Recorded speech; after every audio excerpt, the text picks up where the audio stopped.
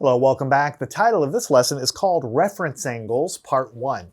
Now, truthfully, this is one of the most important topics of this sequence because it's going to allow us to calculate the sine and the cosine of angles anywhere around the unit circle.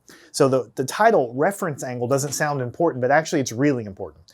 If you remember, we've talked about quadrant 1 quite a bit. We've talked about how to find the sine and cosine of angles in quadrant 1. We drew a chart and all of that, and I just said, hey, when we get to the other part of the unit circle all the way around, we're going to get to that later. Here is where we start to get to that. So it's important that you understand this concept in order to be able to take sine, cosine, tangent, all the way around of any angle.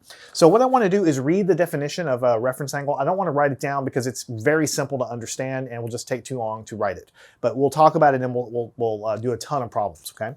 So the reference angle is called theta prime. So usually we use the Greek letter theta to represent an angle. Theta prime is as a reference angle. It's related to theta, but it's a different angle. It's called theta prime.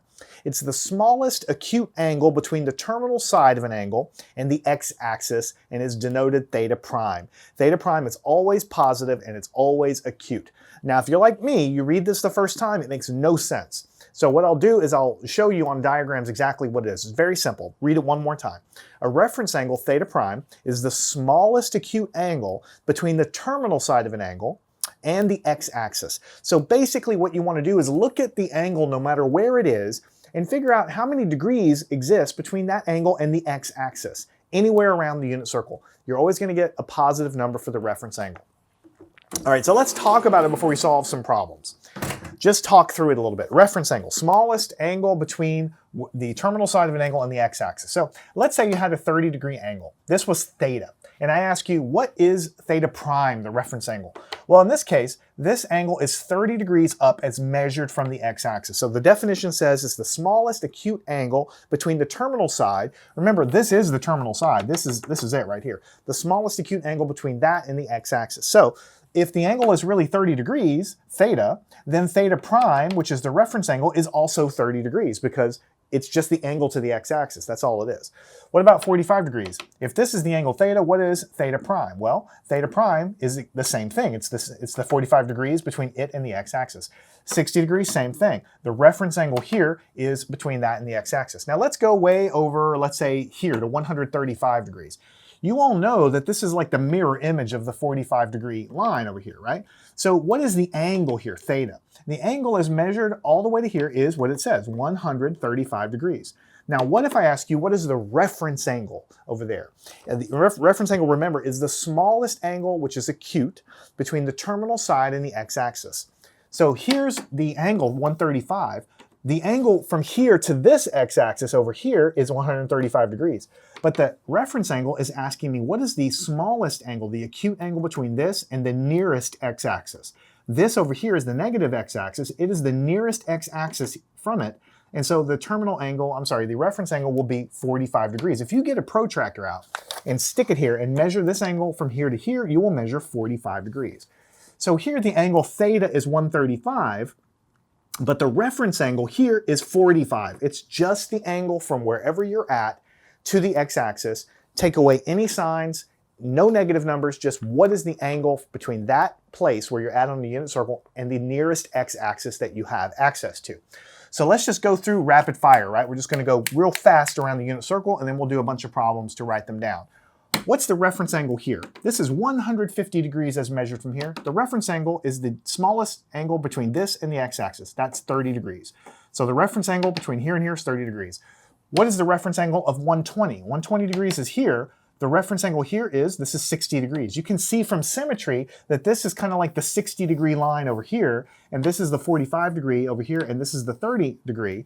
Of course, it's on the other side, so you could kind of say it's negative, but for reference angles, we don't care about signs. I just want to know, if I get a protractor out, how many degrees is it? Now, if you go down here, it's the same thing. This angle is 210 degrees. That means the angle all the way measured from here is 210. But the reference angle, theta prime, is just the angle to the nearest x-axis. This is 30 degrees. So the reference angle is 30 degrees. The reference angle between this and the axis is 45 degrees. The reference angle between 240 over here is the nearest x-axis, which is 240 degrees. Which is 60 degrees. You could say the reference angle here is 90 degrees. When you get over here, the reference angle no longer goes to this axis, it goes to the nearest x-axis, right? Because it has to be an acute angle. The reference angle is the smallest angle, which is acute. So from this to the nearest axis is 60 degrees, then this will be 45 degrees, and this will be 30 degrees. You might say, why do we care about reference angles? Because don't we care about the actual position of the angle? Well, the answer is kind of yes, but also reference angles help us very quickly calculate the sine and the cosine of numbers anywhere around the unit circle. I'm actually going to get to that a little bit later in this lesson. For now, I want you to be able to know reference angle of this, 30 degrees. Reference angle of this, 30 degrees. Reference angle of this, 30 degrees. Reference angle of this, 30 degrees. Reference angle of this, 45 degrees. Reference angle of this, 45 degrees. Reference here, 45. Reference here, 45. I can go on and on. Reference here, 60. Reference here, 60. Reference here, 60. It's just the smallest angle to the nearest x-axis that you have access to. Now, having talked through it, these problems should be quite simple, but I still want to do them because we need to write something down. So if we have an xy axis here, and I tell you, here is an angle, like this, and I say, hey, this angle is theta, and I tell you theta is 60 degrees, I'm going to ask you a question. What does theta prime equal? Theta prime is the reference angle. So you just look up here and say, well, if this is 60 degrees, then the distance between this to the nearest axis is actually 60 degrees. So in this case, in quadrant 1, the reference angle is the same as the actual measurement of the regular angle in quadrant 1. In the other quadrants, then they can be different.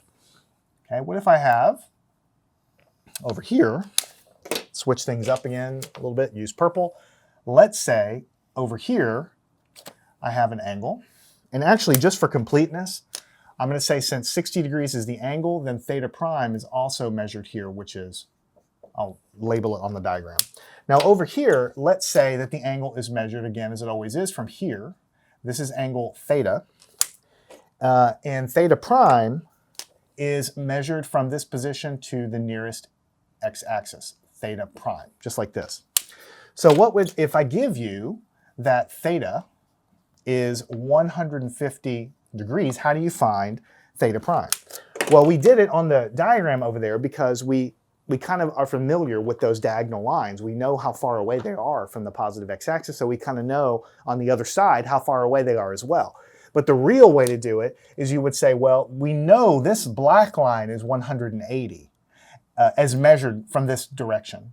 And we know that this purple angle is 150, so really theta prime should be 180 degrees minus 150 degrees, and so theta prime should be 30 degrees. And that's exactly what you're doing in your mind when we go over there and we look at it. We're saying how many degrees is it from here to here? But we know that if this is 150 and this is 180, the difference between them must be 30 degrees. So what you're really going to do to find the reference angle, if it's obvious, you'll just kind of know what it is. But to do math to do it, is you're going to essentially have to add or subtract something to figure out what that angle is. No matter if it's on top, on bottom, negative, positive, we don't care about any signs for the reference angle. We just want to know how many degrees, if I took a protractor there to measure it, would be. All right, so let's do one in a different quadrant, just to get some practice with something different. Let's say we have an angle over here in quadrant number 3, looks something like this. And that angle is measured from the positive x-axis like it always is, theta, like this. And I tell you that theta is 300 degrees, and I'll ask you, what is theta prime? Well, theta prime is going to be the distance or the angle from this terminal line to the nearest x-axis, which is this one. You're not going to measure it over here, that's farther away. It's always going to be an acute angle. So how do you figure it out? I mean, you know that if you go all the way around, this black line is 360 degrees.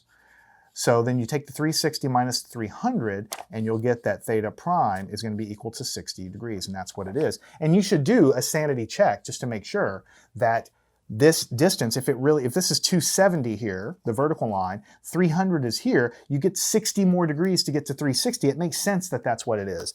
So oftentimes when you're solving problems like this, especially later when we were doing the trig functions, the sines and the cosines, you're not really calculating the reference angle. You're not getting a calculator out. You just know where it is on the xy plane, and you kind of know from experience how many degrees it is. You're just subtracting some number. Sometimes you're subtracting or adding 360. Sometimes you're subtracting 180. Basically, it just depends. Is it closer to this black line over here, or is it closer to this black line? That's going to determine what you add or subtract. All right, let's take a look at a different one. Let's say we have something over here in quadrant 3 like this. So the angle is theta here, and we're saying that theta is 225 degrees. This is one of the ones we actually did over there. So if the theta angle is measured like this, how would you measure the reference angle? It's just the angle from this to the nearest x-axis. We label this theta prime. So what do? Well, if it says 225, the nearest x-axis is this. We know this is 180. So you either add or subtract 180, but you're not going to add. That's going to get a really big number. You subtract 180. So 225 minus 180, theta prime, you're going to get 45 degrees. And that's what it is. And that makes sense because you know that 225 is one of this is 45, this is 135, this is 225, and you kind of know those angles. So this one you know is at a 45-degree angle from the axis. So you kind of know it in the back of your mind. Showing math and subtracting and adding is a little trickier. Now, these were reference angles when theta was positive, right? Theta was positive in all these cases, measured from the x-axis. What happens if the original angle's negative? Does it make it harder or not? Just remember, what you're doing is, no matter what you actually mathematically have to do, you just want to know what the angle is between wherever you're at in the x-axis.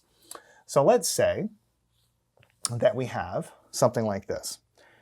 Over here, we have an angle like this, and its measurement is, we call theta, and then theta is defined to be negative 210 degrees. So actually, I made a mistake. Let me kind of subtract that. I shouldn't have drawn that in this problem. Sorry about that. What I'm really trying to say is the terminal side is there, but really it's measured here. Now this is called theta, and theta happens to be negative. So when you think about it, I mean, it makes sense. If you go this direction, this is negative 180, so a little beyond negative 180 is up there. Now again, I think you probably already know the answer just by looking at it, but the terminal or the reference angle would be this measurement right here, theta prime. So what do? A lot of students don't know, should I add or subtract, right? Well, ultimately, no matter if it's negative measure or positive measure, all you want to know is how many degrees is this?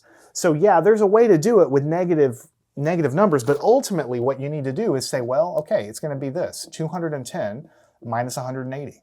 Those are the two relevant numbers. If I subtract them, what I'm going to get is 30 degrees, which makes sense from this number because if I go in the negative direction and land here, it's negative 180. But I go another 30 degrees up to get to negative 210. So it is a 30-degree angle, and you can convince yourself of that, but still sometimes people aren't sure. Why did I take the negative away here? Why did I do this? Well, the answer is the angle measure is negative 210, and then the line over here is negative 180. So you could subtract them. Negative 210 minus a negative 80, which would be plus 80, and you would get negative 30 degrees as the angle. But we strip away all signs. We don't care if I'm measuring going up or coming down. The negative sign tells me which way I'm measuring, going up or coming down, but I don't care about that. I just want to know what the angle is a positive number. So you would strip away the sign anyway. I find it much easier just to take the numbers and subtract them, get a number out of it. All right, next problem. What if we have something like this, and we have something over here, looks like it's in quadrant 1, and the angle here is not going to be negative, but it goes around, all the way around like this. This is theta, and we say that theta is equal to 420 degrees. What is the reference angle? First of all, on the diagram, what is the reference angle? It's the smallest angle to the nearest x-axis. So something like this. This is the angle that I want right here. Now you could draw the arrow down here. You could draw the arrow up here. It doesn't really matter too much. But anyway, this is theta prime. That's what I'm after.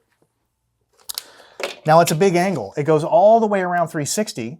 Then it goes some distance up. I want to know what this extra distance is up. That's going to be theta prime. All right.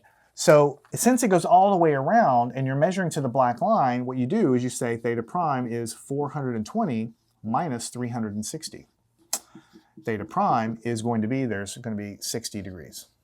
And then you look and see, does it make sense, right? If I go all the way around to 360, 360 plus 60 more is going to be going up to 420, which is where it is. So all I'm after is what is this angle measure here? So sometimes you subtract 360, sometimes you subtract 180. It just depends on if the terminal side is over here somewhere or if the terminal side is over here somewhere. Strip away all signs, strip away negative numbers and all of that, and you're going to get the reference angle. Now, we get to the important part. Why are we calculating a reference angle? Why do we care? Here's the reason why. Let me do a little bit of a lecture, and then we're going to solve a couple of quick problems. In the past, we have learned how to find the sine and the cosine of these numbers over here, these angles, right? So let's pick one that we know really well. Sine of 30 is 1/2, this number right here. This is the x, the cosine value, and this is the sine value. So we know that sine of 30 is 1/2. That means that the projection over here is 1/2. Right? And we also know that the cosine of this number is the square root of 3/2. That's the value if you project it down here. Remember I told you a long time ago that the sine is the projection onto the y-axis. Sine goes with y. And the cosine is the projection onto the x-axis. It's just as if I shine a light on this hypotenuse and it casts a shadow. This much is going to be 1/2. And if I shine a light down and it cuts and makes a shadow here, this distance, since it's a unit circle, with a radius of 1 will be square root of 3/2. It's about 0.866 or so. And so this is the shadow that would cast right there. In quadrant 1, all of the projections are positive because the x-axis is positive and the y-axis is positive, but in the other quadrants, x and y are not positive. So in the other quadrants, the sine can give you a projection that's negative, and the cosine can also give you a projection as negative. Let me show you what I mean. We all know that this is 150 degrees. We know that, right? So if I say, what is the sine of 150 degrees? Since it looks exactly like the mirror image of this one, you know that if I shine a projection like this and it casts a shadow right here, it's going to be the exact same value if I cast it from here onto the 30 degree because of symmetry. So it's going to be 1/2. So we now know that the sine of this 150 is going to go land on the same place, the positive y-axis over here. It's going to give me the same sine. The sine of 30 is the same exact thing as the sine of 150 because the projection on the y-axis is exactly the same for both of those angles. So when you're looking at angles in quadrant 1 and 2, the sines of those angles are always the same. The sine of 120 is exactly the same as the sine of 60. Because if I take a projection over here and I take a projection over here, the sine, which is the projection on y, is exactly the same for those. But let's go and examine this one and this one again. The cosine over here was the projection over here. That's positive values of x. But the projection down here on the x-axis is not positive. These are all negative values of x. So if I shine the value down, it's going to cut over here. I expect to get a negative cosine. That is the secret sauce of sine and cosine. To figure out what the sine of a value is, you figure out where it is in the unit circle and you project it and see where it lands on the y-axis. If the projection is anywhere up here, the sine is a positive number, somewhere between 0 and 1. If you are down here and you do a projection on the y-axis, then the y-axis is negative, and you'll always get negative signs for all of these angles because all of their projections will all be a negative y. Likewise, anybody over on the right-hand side, the positive x-axis, any of these angles will give me projections that are positive, which means the cosines will be positive. And over here, the cosines will always be negative for all of these angles, all the way over here, because any projection from down below or up above is going to land over here.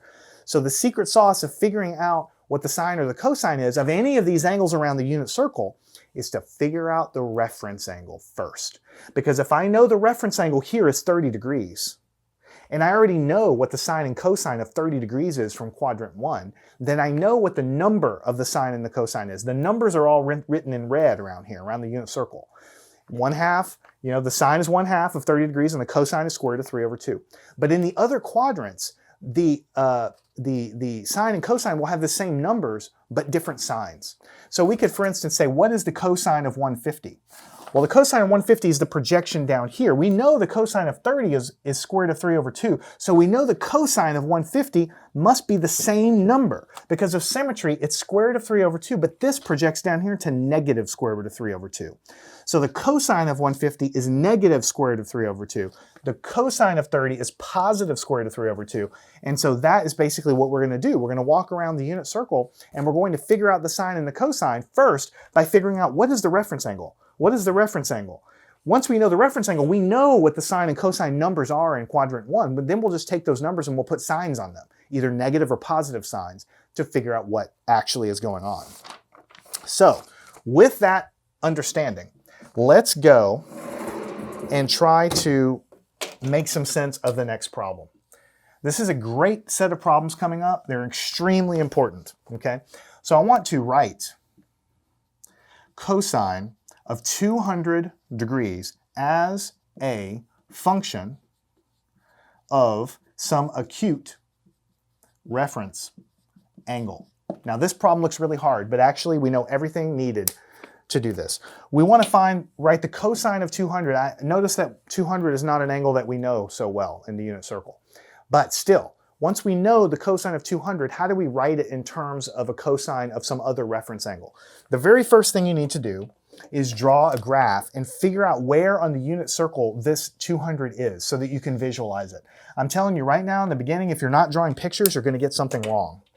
So you know that this is 0, this is 90, this is 180, this is 270. So 180 is here, so a little bit beyond that is 200 degrees. So let's draw our terminal angle over here, like this.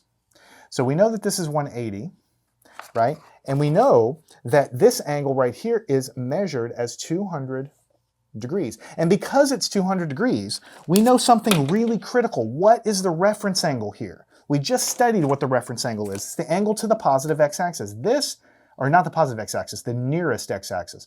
This angle right here, we call it theta prime, the reference angle, is actually 20 degrees. How do I know that? Because this thing is 200 degrees and the nearest x-axis here is 180, so we subtract them, we get 20. This, if you get a protractor, you're only going to measure a 20-degree angle. Okay? Now here's the critical piece of information. The projection of cosine 200 degrees is going to be negative. Remember, cosine projects to the x-axis. If this is the angle, if we shine a light and project it to the nearest x-axis, the x values are all negative over here. The x values are positive over here, but the x values are negative over here. So this projection is going to project onto the negative x-axis. That means the cosine of that angle will be negative. All you do is you look at where it's at, you project it on the x-axis for a cosine question, and if it's in the negative x-axis, it's going to be a negative cosine. So the projection of this angle, when you're taking the cosine, is going to be in the negative axis there, because it's projecting up to this guy right here. All right then, so the question then is, what I want to do is write cosine of 200 degrees as a function of the acute reference angle. We now know the reference angle is 20 degrees. So what we're basically saying is that cosine of 200 degrees is exactly the same as negative cosine, whoops, I messed up already, sorry about that, negative cosine of 20 degrees. Now let's break that down for a second and make sure you understand. Let me actually get this out of the way because I'm going to need to draw something up here. This is still a 200-degree angle, right? It's negative of cosine of 20. Why? Because what does a 20-degree angle look like that? Look like a 20-degree angle, if I were to draw it in quadrant 1, is going to look like this. This angle is a 20-degree angle in quadrant 1. So if I take, I know that I don't know in my mind what cosine of 20 is. It's not one of the special angles, but I know that it has some value, right? I know that I can project it onto the x-axis. If I go figure out what this projection is, it's going to, in the first quadrant, it'll give me some number. And whatever that number is will be the exact same absolute value as the projection over here, because the reference angle, the 20-degree reference angle that's over here, the projection on this negative x-axis is going to be the same number as the projection over here. It's just this one will be negative and this one will be positive. So what you do when you have angles on the other side of the unit circle is you figure out the reference angle first. Then you take either the sine or the cosine of it and you get the value. and then you slap a sign on it dependent on what quadrant it's in. In this case, we go and we say this is a 20-degree reference angle. So if it were over here, whatever the value of this projection to the cosine to the x-axis is, whatever it is, we're going to stick a negative on it because the real projection is over here, projecting onto this axis over here. Critically important. I encourage you to work the rest of these problems with me, and then as we go on around the unit circle, we're going to do a lot more of this as well. Let's do another one. We want to write as a function of an acute angle here, of the acute reference angle. What about the sine of negative 17 degrees? The sine of negative 17 degrees. First things first, we must figure out where in the unit circle is this angle. What is the reference angle? Well, it's negative 17 degrees. That means it goes down below the x-axis just a little bit, 17 degrees, right? So here, this angle here is negative 17 degrees. That's what that angle is. Now, what is the reference angle? The reference angle is the positive acute angle from wherever you are to the x-axis. So the actual reference angle, so we'll say theta is negative 17 degrees, but theta prime is actually positive 17 degrees. It's just the absolute value of that because it's just how many degrees are you? Like positive, negative, throw it away. The reference angle is 17 degrees. So if I wanted to draw this reference angle, it would be something like this.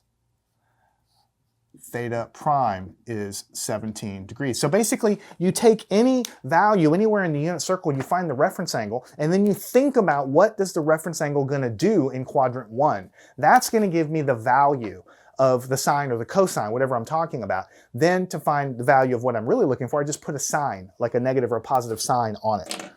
So in this case, I want to write this.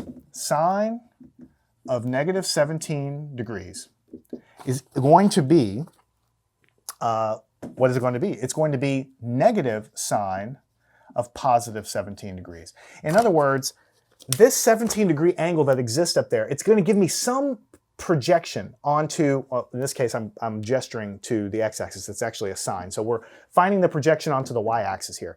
But this blue line is going to give me a positive projection, whatever the projection is. Whatever answer I get, I slap a negative sign on it, and that's going to be the projection of this one, because this one here is really being projected onto the negative axis here. So we're saying that the sine of negative 17 degrees, which is the projection of this guy onto this axis, will give us a negative value. What will it be? It will be the negative of whatever the sine is of that positive angle, because the projection here gives us a positive value. We slap a negative on it, and that's going to give us the projection of what we really are after. So these problems seem crazy weird, but they're actually exactly what you're going to do when you find, you know, what is the sine of 150 degrees on the other side of the unit circle. You're going to think about how far is it to the x-axis, figure out what the sine and cosine is, and then put a negative or a positive value on it to get the final answer. All right, so let's do another one. Let's say we have the cosine of negative 221.9 degrees, like a weird little angle like this. First of all, we need to figure out what quadrant this is in, and we always need to draw a picture to do that properly. So it's negative 221. So here's negative 180, that's negative 270. So somewhere over here, right, is this angle, like this. And so we say theta is negative 221.9 degrees, something like this. All right, so then the question is, what if we want to figure out, if we want to write this in terms of the cosine of another angle, a positive acute angle, then the first thing we have to do is figure out what that positive acute angle is. What's the reference angle? This angle right here is the reference angle theta prime. So what will it be? Theta prime. Well, let's just take this number, 221.9 minus 180. And let me make sure I did my math right here. 41.9 degrees. That means if I get a protractor and actually measure this, I get 41.9 degrees. All right, like this. So if I go from symmetry and take a look at an equivalent angle over here that's exactly the same thing, 41.9 degrees like this, right, measured to the positive x-axis. If I figure out whatever the cosine of this angle is, the actual number I get will be the exact same number that I would get over here, but I'd have to stick a negative sign because this is projecting to the negative part of the x-axis over here. So the bottom line is the cosine of negative 221.9 is going to be projected into the negative axis. So this projection to the cosine here is going to give me a negative number. So because of that, the cosine of negative 221.9 degrees is going to be equal to the negative of the cosine of 41.9 degrees. Negative of cosine of 41.9 degrees. So I encourage you to do this. Get a calculator, put 41.9 degrees, make sure you're in degree mode, hit the cosine button, and slap a negative on it, and figure out what answer you get. You're going to get some number. Then, separately, put negative 221.9 in the calculator, hit the cosine button. Those two numbers will be the same. If you're trying to figure out what the cosine of this negative angle is, what we always do in trigonometry is we say, well, first of all, what is the angle, even though I know it's way over here, what is the angle between this and and whatever the closest axis is? Then I pretend that that angle is over here and I figure out what the cosine is. And then whatever number I get, I just slap a negative or a positive value. In this case, the cosine is negative, so whatever value I get here, I'll just have to put a negative sign on the output of it, because this is always going to project to a positive cosine over here. So again, walking it back to the unit circle, we know what the sines and the cosines are of all these angles. So essentially, the values of the sines and the cosines of all the angles all the way around the unit circle will be the exact same numbers as the ones we have here. It makes sense. The projection here should be the same as the projection here, forgetting about the sign of the positive or negative, same as the projection here, same as the projection here, because the angles are all the same to the x-axis. It's just some of these project to positive x-axis and some project to negative. And some of them project to the positive y-axis and some project to negative y-axis. So by looking at what reference angle we're at, then we can figure out what the sine and cosine is as far as the number goes, and then we can just stick a negative or a positive sign on it depending on what quadrant we're in. We're going to be doing a lot more with this. This was just the introduction to it. So for now, I want you to kind of try to get the idea here, make sure you understand this. We're going to do more work with reference angles in the next section, and then we will be going all the way around the unit circle and filling out all of the sines and cosines for all of these angles.